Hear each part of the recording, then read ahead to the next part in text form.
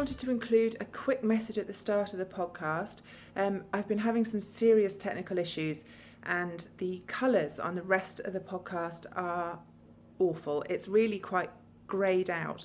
I've tried so hard to fix it and I just can't manage it, and I'm afraid I don't have time to re-record it, and I'm already late getting it out to you guys, so I can only apologise. Most of the episode is me just chatting about Edinburgh Yarn Festival, so the colours don't really matter. I do show you my stash acquisitions at the end, but I'll make sure I include some photographs either at the beginning or at the end, so that you can see what they actually look like. So I'm ever so sorry, please forgive me, and the next episode should be back up to my normal standard. Bye! Hi everybody, welcome to episode 22 of Pins and Needles. I'm sorry it's a day late, things have been a bit crazy. My name is Zoe. You can find me on Ravelry and Instagram. We do have a Ravelry group as well, and I'll put all the details up on the screen along with my email address. I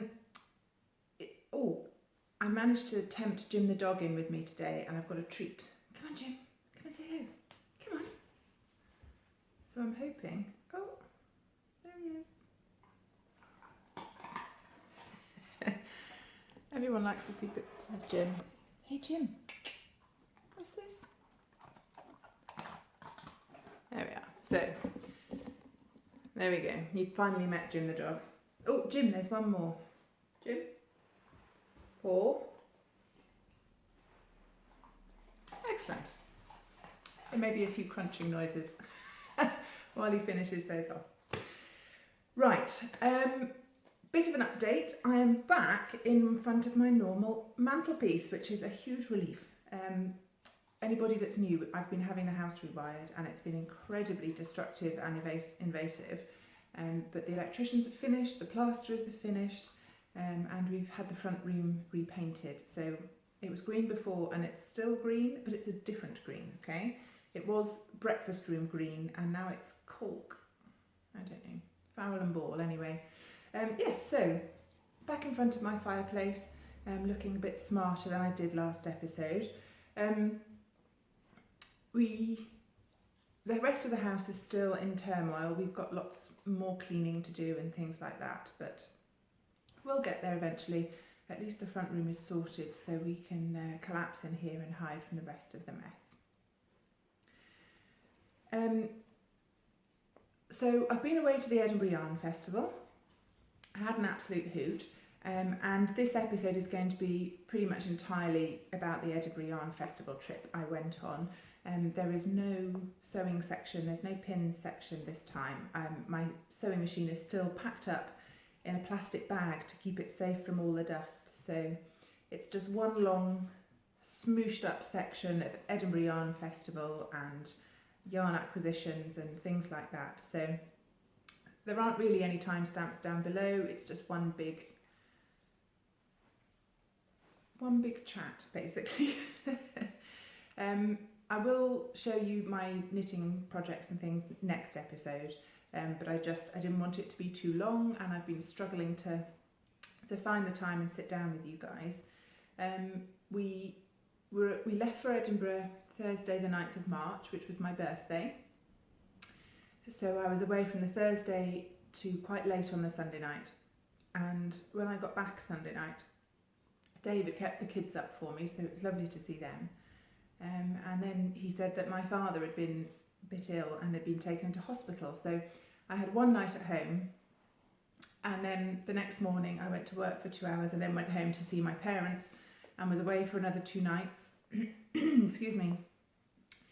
So what with one thing and another, I haven't really been here very much at all. My children have stopped recognising me now. So yes, it's been a bit fraught. But I made it. I made it to the armchair. I made it to you guys. So yes, Edinburgh Yarn Festival. So we flew super early Thursday morning. We were up at 4 a.m. I think, which was really a bit much, especially on your birthday. The flight was absolutely fine, no problems at all. And we were hoping to check into our hotel at about 8 o'clock in the morning. We landed at 7:30 and Jenny had found a hotel just outside the airport that was on the tram line, so it was easy to get in and out. Unfortunately, we couldn't do that, so we left our bags there and headed into Edinburgh, and we had all of Thursday to do whatever we wanted.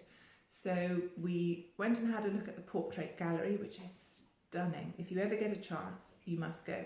The portraits in it are fantastic, and there's lots of busts as well, but the building itself is the real stunner. It's a Victorian sort of Gothic style with the most beautiful paintings in the walls of the atrium. So we did that, and we found a nice bench in there to sit and knit on because we were a bit cross-eyed by that point. And then we went and found a lovely little tea shop called Etiquette. That's on Frederick Street. And if you're ever in Edinburgh, I highly recommend it. You go down some little steps to get to it, but it's beautiful. And we had afternoon tea. So we had sandwiches and scones and little mini pastry things that I don't know what they were, but they were very tasty.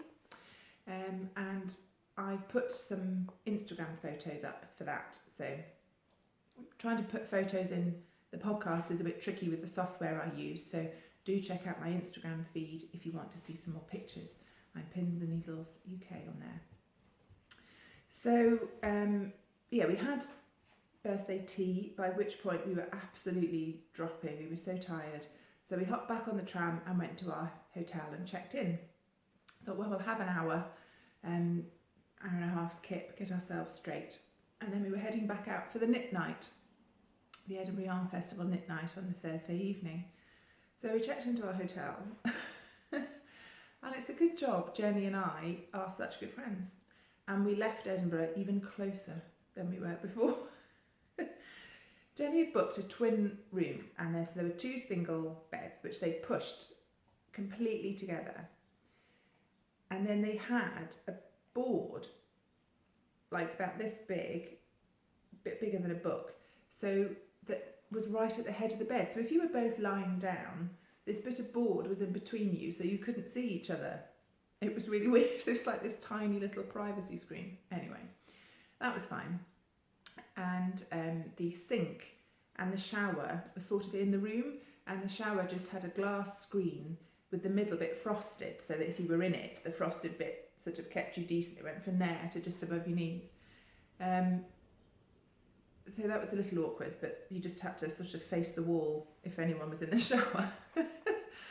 And then the toilet was basically in a cupboard, but it was like a public convenience toilet. So it had a massive gap at the top of the door, and the light came on automatically, and it didn't have a lock. It just like had a magnet, a bit like a cupboard door. So there were no secrets. You know, if you were having a wee, everyone could hear it. And every now and then I forgot that Jenny was, you know, FaceTiming her husband and kids, and I'd go for a massive wee. So my apologies to Rob and Jenny's 3 children if you had to hear me having a wee, but didn't have much choice. Anyway, apart from that, the hotel was lovely. Nice, clean, tidy rooms, and literally just 2 minutes walk onto the tram that took us right into Edinburgh city centre. So we had a snooze, felt a bit more alive after that, and then we headed back into the city for the knit night, which was at a place called Akvar. It was a Scandinavian of some description bar, and we had all of the upstairs, so you could pick up your wristbands for entry by the stairs as you came in, and then all the knitters were upstairs. And given that, I mean, the bar looked lovely, it was a lovely place, but given that they knew exactly how many people were coming, because you had to book your spot, they had 2 members of staff on the bar, 2, and there must have been 100 plus knitters, and it was just ridiculous. And so you had to queue. We had a 2-hour slot because the knit night was so popular. You had to say, I'd like to be there from 4 till 6 or 6 till 8. So Jenny and I were 4 till 6. We got there at 4, and it took us until 4:45 to get a drink, and we were absolutely parched. And there were lots of people there that had come in groups, so they were obviously up for a whale of a time, so they were ordering cocktails, and the barman were giving it all of this, and I just wanted a Diet Coke. Let's sit down. Anyway, so we got our drinks, and we'd had nice chats with the people in the queue while we were waiting, And then we needed somewhere to sit. Now, a lot of people had come to Edinburgh as part of groups, and they had these big banqueting tables with like 10 or 12 chairs on them. And there were hardly any spaces. And so Jenny and I just had to sort of screw up our courage and find somewhere that had 2 spare seats, which we did. So we plonked ourselves down, and the other ladies were very welcoming, and there was much cooing and oohing and ahhing over everyone's knitwear. So that was lovely.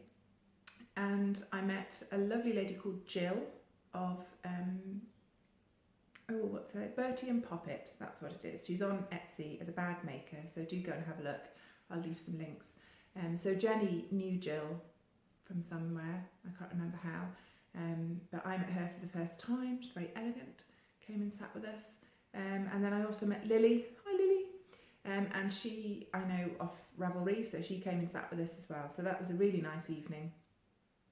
So got to 6 o'clock, and that was our allotted slot up. So we packed up our things and headed back to the hotel. And our hotel was on the Guile Centre, which is a big sort of out of town shopping mall. On one side's all the shops, and then the other side you've got a hotel and some sort of office blocks and a bank. So given that we wanted to save all of our money for yarn, we nipped across to the supermarket. There was a Morrison's there. And for dinner, we decided we'd have a bed picnic. And we'd just buy all of our favourite snacks, and we'd put our pyjamas on and put the snacks all over the bed and eat nice food and knit and watch a bit of television. So we did. And it turns out that Jenny and I are perfect bed picnic partners, because she doesn't want any of my food because it's olives and dip and vegetable crisps, and I didn't fancy any of her food either, although I can't remember what she had. But anyway, so that worked out quite well. And there was chocolate. So we had a pretty early night Thursday. We were kind of knackered. It had been a very long day, and obviously we wanted to be fresh for the Friday. So Friday morning, the Yarn Festival opened at 10, and the Corn Exchange where it's held isn't actually in the city centre, which surprised me. It turns out it had been moved in like the 19th century when they were doing all sorts of things with Edinburgh. So we had to catch a tram into the city centre, and then jump on a bus and then have a little bit of a walk. But it was fine. It was nice to get some fresh air. So we got there at about 10 to 10, which I thought would be fine. And I knew that there'd be a queue for people that didn't have tickets, and they had to be quite careful for, fire regulations with the number of people in the building. So a big queue of people waiting to buy tickets. And then there was an enormous queue of all of us that did have tickets and already had our wristbands. It literally went all the way down the front of the building and all the way down the side of the road. So we went and stood at the back of the queue, and within 5 minutes there were another 50 people behind us. But it was a lovely start. It's such a nice event. I mean, I'm sure if you've been to knitting festivals, everyone's lovely. Nobody minds waiting. You're all looking at each other's knitted things. Friends are meeting up. So it really was fine. And Jenny and I like to play knitted bingo. Well, actually, I like to play knitted bingo. I'm not sure that Jenny enjoys it very much. Knitted bingo means you have to set yourself a target, and you have to spot 10 knitted items that you know the pattern name and the designer of, and the first one to get there wins. So we were off to a cracking start with the queue because there was lots of lovely knitwear that we could spot. Anyway, it got to 10 o'clock and the doors opened, and we headed straight out, well, straight in rather, and just hit the marketplace. We decided we'd do a systematic trawl all the way around, just because otherwise you miss things otherwise. So we headed in, and pretty much the first person I saw was Katie of Inside Number 23. I don't suppose for a minute she watches my podcast, but if she does, hi. And I bumped into her. She was buying some hedgehog yarns to knit her mum something. Excuse me. Oh. And that worked out beautifully for scoring me some points for knitwear bingo, because she was wearing a lovely bright orange blaster cardigan. So we had a little chat, and we hope to see her again later in the podcaster lounge. So that was good fun. And then we just wandered up and down the aisles, looking at all the amazing things and bumping into so many people that we knew.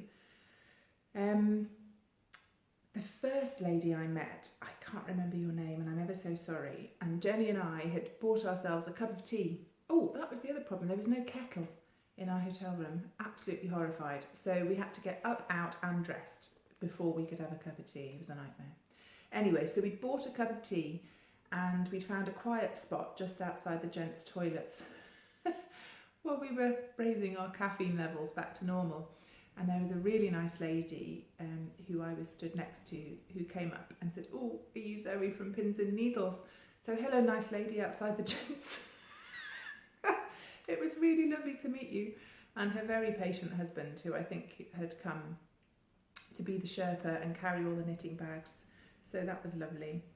I also met Hannah Rose Yarns. Hi, Hannah.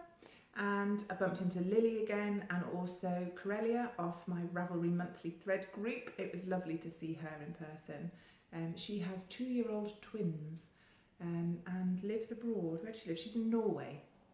So she'd escaped the entire country for a weekend with her friend at the Edinburgh Yarn Festival, so it was lovely to catch up with her as well.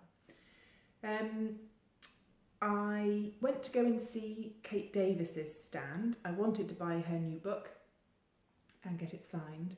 And you know how everyone wears their nicest things to the yarn festivals? Well, I was wearing my Manita dress with a slip underneath because I thought Edinburgh was going to be cold. And then my epistrophe cardigan, which is a Kate Davies design. I've shown it on the podcast a few times.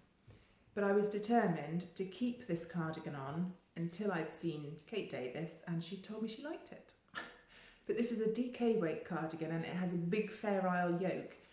And Edinburgh was pretty mild and I was in a room full of wool and knitters with the heating on. I was sweating. I was starting to glow, but the queue was quite long to see Kate, obviously. So by the time I got to the front of it to meet her, I was about to pass out from heat stroke. I was so hot, but I was not taking it off.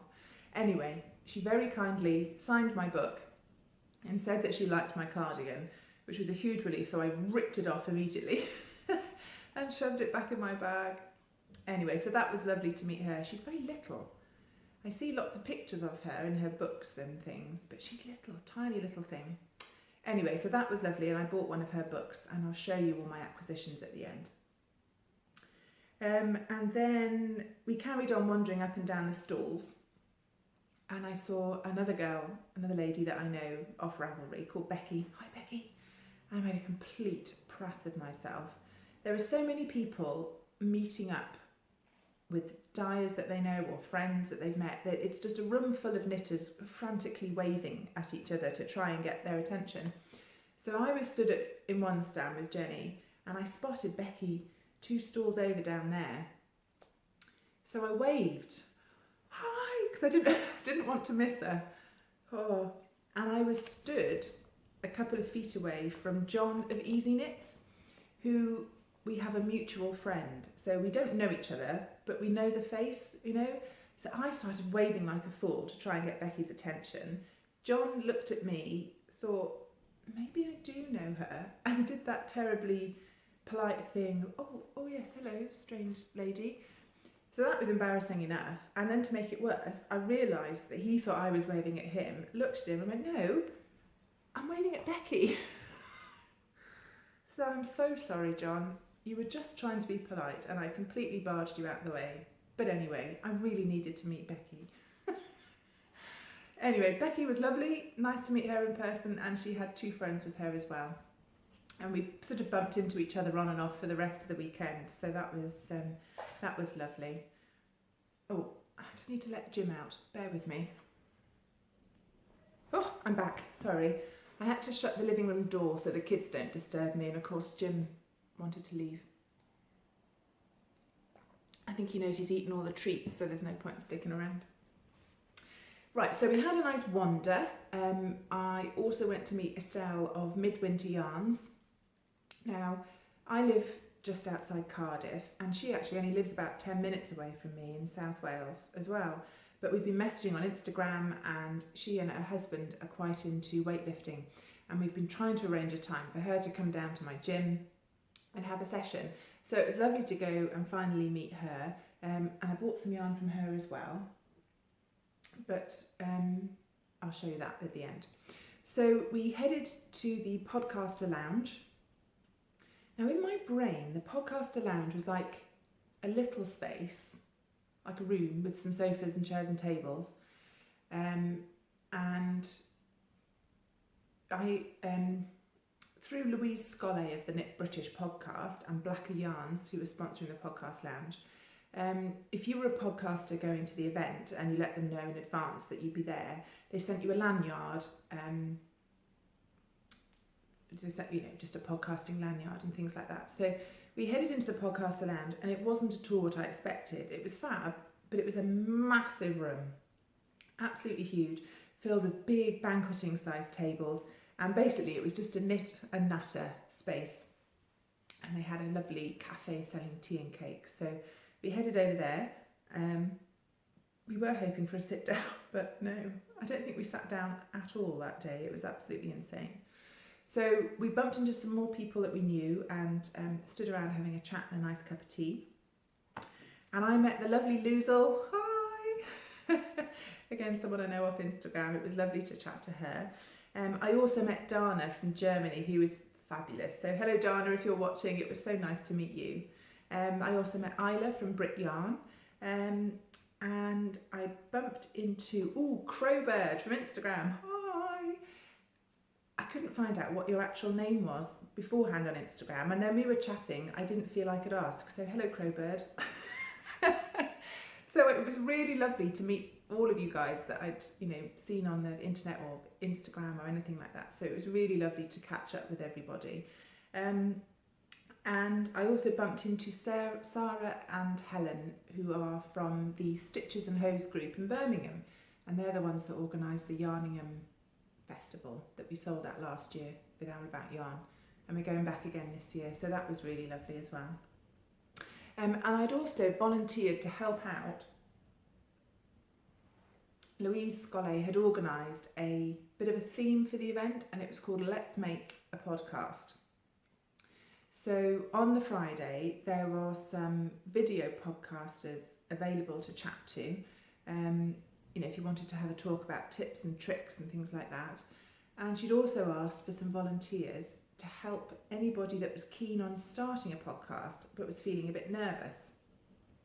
And the idea was she'd arranged for some of the stall holders to agree to be very briefly interviewed by any new podcasters, and then Louise would upload their little recordings onto her website. And it's just a bit of a boost to get them going if they were feeling a bit nervous about things. And I'd volunteered to help out. So I met the lovely Louise, who is clearly a very experienced yarn festival goer, because she was wearing a beautiful green lacy knit t-shirt, sort of little cap sleeves, and all the rest of us were sweltering in our cardigans and things. So mental note, knit yourself a lacy top for the next time.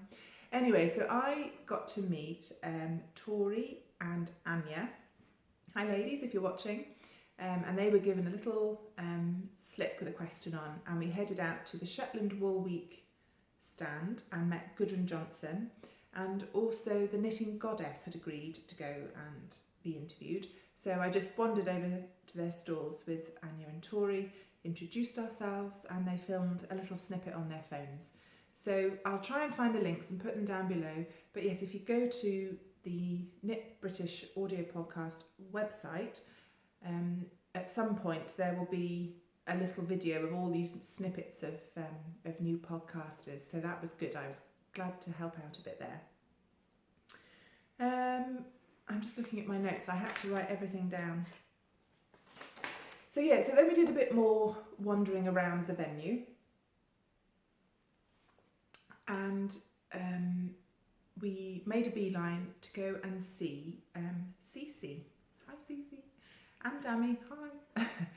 Now CeCe and Dami have the Geeky Girls Knit podcast on YouTube, which is an absolute hoot. You must go and find them and subscribe. Excuse me. And they are also, both of them, fantastic knitwear designers. and they have recently published their second collection of patterns, and it's called Coffee with CeCe and Dami too. So they had a stall selling their books and all lovely knitted samples and things like that. And they have very kindly sent me an ebook copy of their latest book to review, and also a copy to give away for you guys. So stay tuned, and at the end of the podcast I'll do that review and let you know how you can win a copy. Anyway, so Jenny knows Dami and CeCe from sort of some Facebook groups and a couple of retreats that they've been on together. So we wandered over to say hello, and I've not met either of them before, so it's lovely to finally make some new friends. And also CeCe had very kindly invited us over to her house for pizza that night on the Friday. The whole yarn festival has a ceilidh night that night, but tickets are very limited, again just due to space, and we hadn't managed to get tickets. So CeCe had so kindly just said, oh, well, come over to me and we'll eat pizza. I thought, wow, that sounds fabulous. So we went and said hello to CeCe, and then it was sort of winding down for the day then, so we went and had a cup of tea in the Asda's near the Corn Exchange, and then caught a bus over to CeCe's house. And given that CeCe is a very busy lady, you know, she's married, she has a house to run, she has a daughter, she is javapearldesigns.com, so she's, you know, a very busy knitwear designer, and she'd spent an entire day at the Edinburgh Yarn Festival selling. It was so generous of her to open her home to us that evening, and so she ordered some nice pizza and we sat around and chatted and knitted, and it was lovely. So I really appreciated that, CeCe. Thank you so much. It was so kind of you. I wouldn't have blamed you if you'd cancelled the whole thing and just gone to bed by 6:30. So that was lovely. It was quite a late night in the end because we had to take about 4 different buses back to the hotel, but that was really, really good fun. I enjoyed that very much indeed. And then it was on to Saturday. Now, because we were in Edinburgh quite a few days, we wanted to make sure we did some touristy things as well. So Saturday morning we had booked a place on a walking tour, and it was a link that I followed from the Edinburgh Yarn Festival Instagram account, and I think the husband of one of the organisers of the event, it's either his business or he's one of the tour guides, I'm not too sure. Anyway, I clicked through to the edinburghexpert.com, and there's 2 different walking tours that you can go on. There's sort of a standard historical walking tour, and they'd also put on some crafty walking tours, especially for the festival goers, which I thought was lovely. Jenny and I had booked just a normal history tour. I didn't want to go all the way to Edinburgh and not learn anything about the city. I hadn't been before, I don't know when I'll go again. So we booked a walking tour and met the lovely Gareth at the bottom of some steps. And it was a 2-hour gentle amble through the city. We sort of started in the old... Edinburgh's basically divided into 2 halves. There's what they call the new town, the new city, which isn't that new, but that's sort of where if you live in Edinburgh, that's the half of the city you use with the shops and the Waverley station and things like that. And then there's the other side, there's the old city, which isn't that old for the UK. It's mostly, 18th, 19th century. Anyway, so we started in the old town, and he did a lovely guided tour, and Edinburgh is packed full of steps. There was lots of climbing up and down steps. And he told us about how the city developed, the history of the fighting with the English. And then we ended up over the other side. And we ended up at the highest point of the city itself, the name of which escapes me. But again, I took lots of photos and put those on Instagram, so do go and have a look. And I can thoroughly recommend the edinburghexpert.com if you're ever there and you want a walking tour. It was just perfect. You covered the whole city, but you weren't knackered at the end. There was enough interesting information without feeling hugely overwhelmed. So yes, big thumbs up. I need to leave them a review on TripAdvisor actually. So that was our morning, and then we jumped on a bus and headed back to the Corn Exchange for the rest of the festival, and again we nipped into Asda's and bought a sandwich for lunch. I basically ate out of supermarkets for 4 days. apart from the pizza at Dami's, it was lovely to have something hot. So we headed back to the podcaster lounge because we just wanted to sit down and have our sandwiches. We were pretty pooped. Excuse me. And I met some more lovely people, including Julie, who, if you took part in our newfangled make-along, do you remember there was a lady that made a beautiful coat with sort of colourful squiggles all over it? She's Julie Haar on Ravelry. I met her and she was lovely. And she was wearing a stunning red heather dress. She'd made the sew over it heather dress and it looked absolutely fabulous. So we had a nice chat. So hello. Who else did I meet? Ooh, Alison and Rachel of Yarn in the City. Again, Jenny knows them slightly. And it was audio podcasters that were being asked to be in the podcast lounge. So obviously Yarn in the City is a popular audio podcast in the UK. Who else did I meet? Oh, Helen Stewart of the Curious Handmade audio podcast. I'm sure you've all heard of her, but she was very lovely. It was nice to meet her.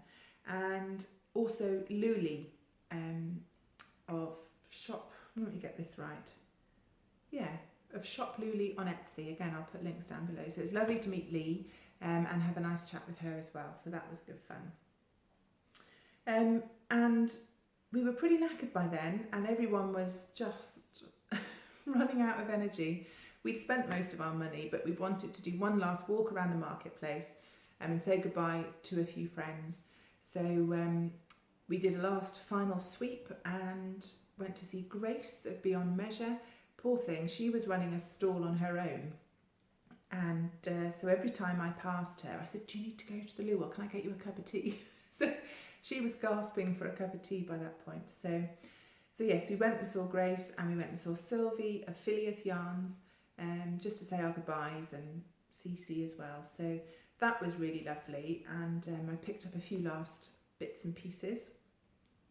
And then it was back to the hotel for another bed picnic. I think we had slightly different things that time. More chocolate, I think, than previous bed picnics. Oh, I tell you what, the trip back was not what we expected. Jenny was our travel agent and she did a fantastic job, apart from the Saturday night.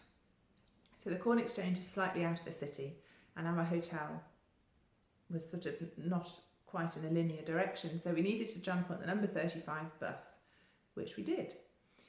And we were chatting away and looking out of the window and generally having a nice time. And a few people got off the bus every time we stopped, and then we chatted and drove a bit more, and then a few more people got off the bus. And then we realised we were leaving the city, but we didn't recognise where we were going. And it started saying things like Port of Leith and the Royal Yacht. And I thought, that's okay, our hotel's out of the city, I'm sure it's fine. So we're driving clear out of the city centre, all the way through the suburbs until we actually reached the sea. And we were the only people left on the bus. And so yes, the bus pulled over and stopped, and I looked at Jenny and she looked at me, and I said, well, the bus route's a loop, it must be fine, it'll just, take us back. Well, the bus driver turned up, he came up the stairs and asked if we were all right, at which point we had complete hysterics. We didn't know where we were, we didn't know how to get back again.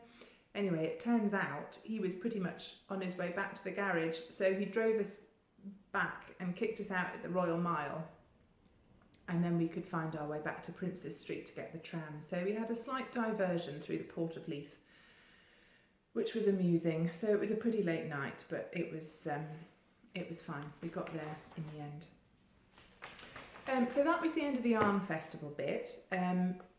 But we had most of Sunday to ourselves in the city because our flight wasn't until the evening. So we had a lazy morning and wandered into the city centre and we'd mostly looked at the new town of Edinburgh. So we wandered over to the old town, which was the more touristy bits. Had a look at the castle, found a really nice little cafe for lunch and bought some souvenirs for the kids and things. And then back to the airport. I haven't flown anywhere for quite a while, and although we'd flown out of Cardiff, that's a very small airport. It's only got 2 departure gates, and Edinburgh is considerably larger. So we were going through security in Edinburgh, and they had policemen with machine guns, which I've never seen before.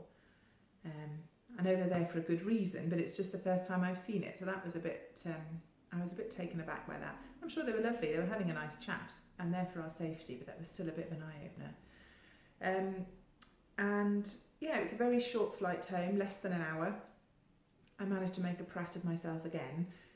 Although it's called Cardiff Airport, it's actually about probably 20 miles outside of the city.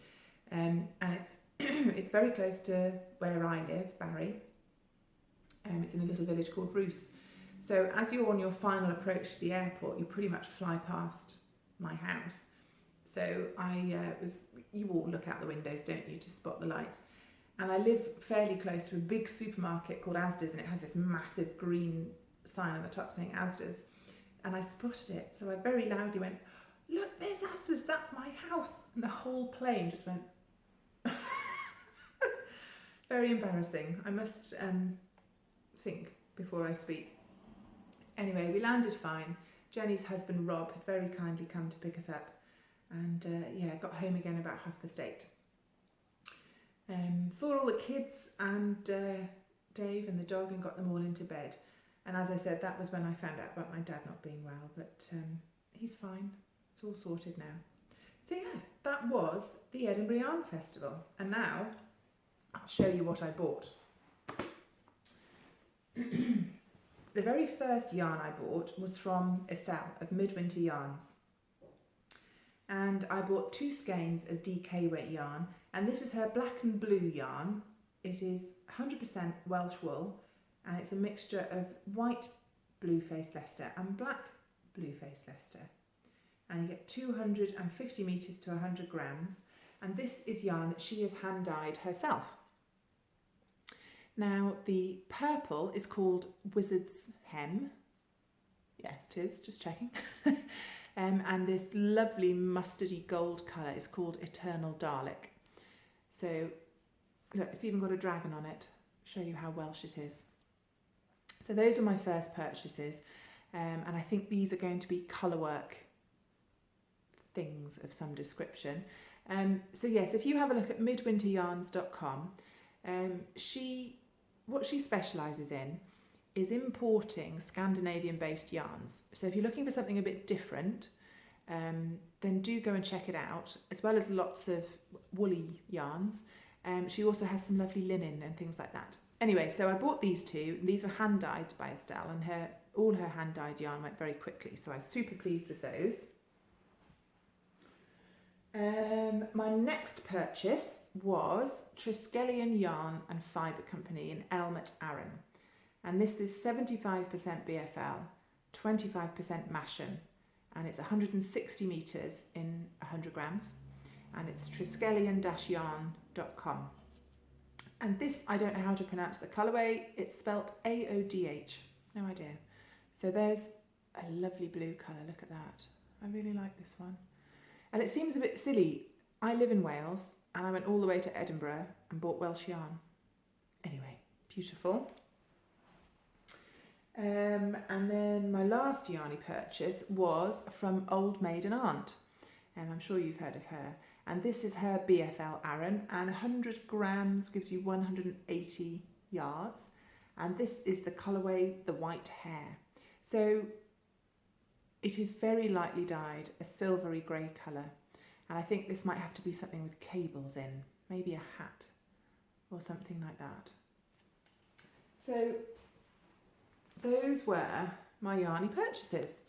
All DK or Arran, definite plans for all of them. So I enjoyed that. This is the book that I bought from Kate Davies. This is her latest book, inspired by Islay. Islay? Don't know. And I've mentioned before that even if you never knit any of the patterns from her books, they're well worth reading because they're packed with essays and beautiful photography. That's her husband Tom on the back, and he does a lot of the photography work. And look, she signed it. knitting, it says. I was hoping it wouldn't say stop sweating, so that was lovely. And as well as I said, the knitting patterns, beautiful photographs, lovely essays on her inspiration. I mean, look at that. Look at that for a photograph. And the nice thing is, they also, when you bought the book, they gave you a card with a code on the back of it so that you can download the patterns to your Ravelry library as well, so you don't have to spoil your nice book. The other book I bought, I didn't know I wanted until I saw it. I think I found this from the Pearlescence stand, and it's The Beginner's Guide to Writing Knitting Patterns by Kate Atherley. And if I say it on the podcast, it will have to happen. One of my personal crafting goals for this year is to try my hand at pattern design. So I wanted to specialise in heavier weight yarns, so the yarn that I bought is for designing with. And I just spotted this book on a Pearlescence stand and I thought, yes, perfect. And it's not about how to knit or techniques or anything like that. It's a guide to actually writing the patterns and tips on the sort of photographs you'll need and the information you'll need, and sort of the technical side of pattern writing, you know, asterisks and brackets and things like that. So again, it's a lovely book. You know, the layout's quite fun and interesting. Lots of tips and tricks on charting and glossaries, and she even gives you some basic pattern templates to follow and things like that. So yes, I haven't managed to read either of these yet because life has been a little frantic, but I was super pleased with that purchase. One of the perks of being an official podcaster in the Podcaster Lounge was that if you went to the Blacker Yarns stand, they gave you a little free sample of their latest yarn. I'm sure you've seen it, it's been all over social media. And it's Samite. It's a silk blend 3-ply yarn. It's 80% pure new wool and 20% silk. So there is the yarn label. And they very kindly gave me a shade card. If I hold that up, you can see them all. I'm just trying to find...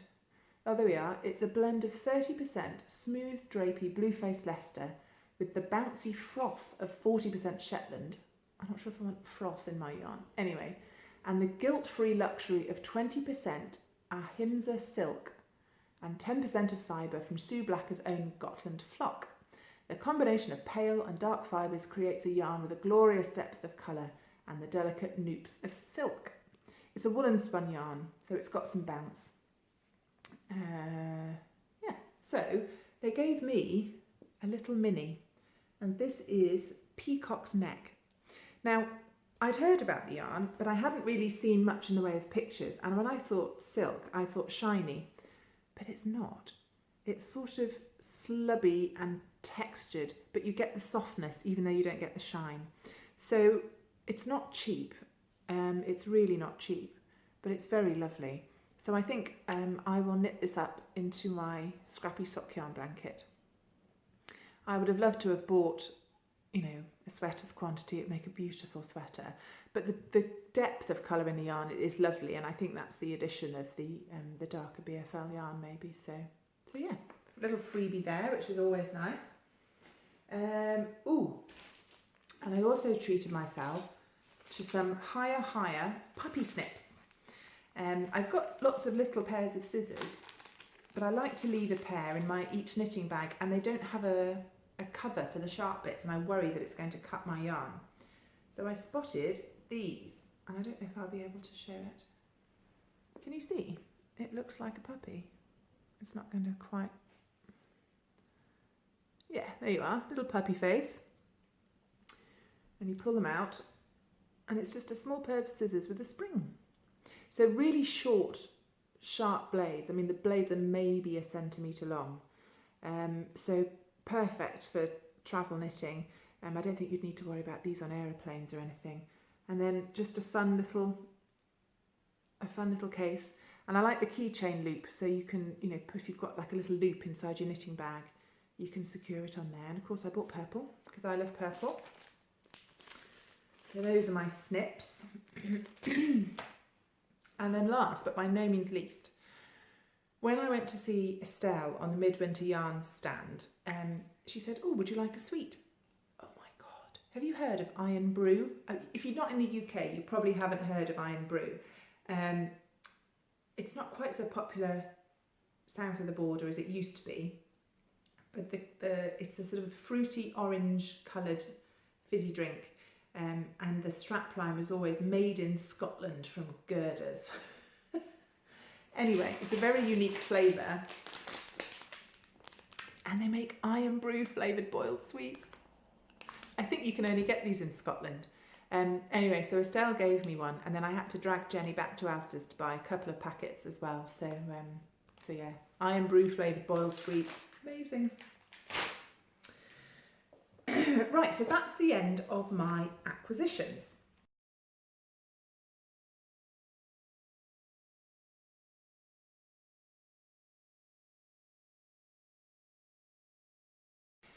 Right, for this last section, I was going to do a review of Coffee with CeCe and Dami 2. So this is CeCe Almon's latest collection of knitting patterns. I haven't been able to print it off, I'm afraid, because my printer is busted, but I've downloaded the ebook onto my iPad so I can show you some pictures. So this is the cover of the book. This is the lovely CeCe with bright red hair and her lovely daughter Dami. So yeah, you can buy this as an ebook from Ravelry. I think you can buy the patterns individually as well, or if you wanted an actual paper copy, she does sell those as well. So this is a collection of 7 patterns in total. Sorry, I'm just scrolling back to the beginning here. Yes, there we are. I know where I am now. And there are 7 patterns in total. There's 5 socks, there's 1 fingerless mitts, and there's 1 wrap as well.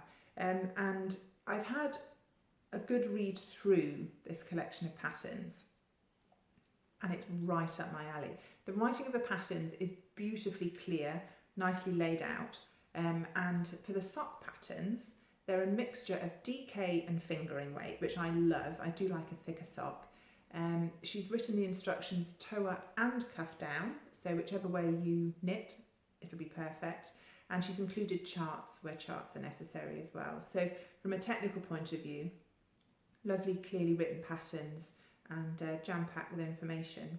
And on a personal level, this is very much my taste. I do knit a lot of socks, but I really like textured socks. Vanilla gets a bit boring and, you know, super complicated, lacy things. That's not what I want from a sock. So I was really, really pleased with this collection, and I absolutely will be knitting quite a few of these. So I thought I would just give you a bit of a chat from her introduction. So yes, they're a mother-daughter team behind Java Pearl Designs and the Geeky Girls Knit video podcast. They both of them are absolutely coffee obsessed, so that's the theme behind the book. Okay, so first off are the baby chino socks, which is perfect because I got some babies to knit for. And this is a DK weight pattern, and it does actually go all the way up to adult size, which is lovely. So there's a huge, what have we got? 1, 2, 3, 4, 5. There's 6 sizes in this pattern. And she also has a rather fun, I'm going to try and show you without, if I cover up the bottom part, each pattern has a difficulty level, and she uses a coffee mug icon. So one coffee mug is easy. So that's quite good fun. What's up next? Ooh, instant coffee socks. Look at that. If you had some beautiful tonal yarn, isn't that the perfect blend of interesting enough to hold your attention, but not too complicated you can't watch the telly, or indeed knit in a coffee shop? So that's perfect. I'm definitely making a pair of those. What's up next? Ooh, yes, espresso con panna socks. Now these, I mean, all textured socks would be great for blokes, but this particularly I thought was a super man-friendly sock. I might well knit Dave a pair of these. So it's sort of a mixture of knits and pearls, so you get some sort of garter effect. Yeah, a textured pattern to represent the coffee's foam. So there you are. And that's a 2 mug difficulty pattern. I love that she's written it top down and toe up. That's fantastic. Ooh, chai latte socks. And this has been designed to show off self-striping. So there's some slip stitching patterning in there, which is just perfect as well. And I've got a skein of self-striping, so that might be a good one. Again, charts in that one, which is lovely. Ooh, the flat white wrap. Now this, I've got to show you 2 pictures of this. So that's the sort of the general pattern shot, and it's a bit hard to see some of the detail, but you can see the beautiful sizing. Where's the nice picture of it? Ah, that's the one I wanted. So there's a picture of Dami wearing it, and can you see at the bottom how you have the shape in the coffee and it mirrors the shape in the lace patterning? I think that's really clever. So that's a really lovely pattern too.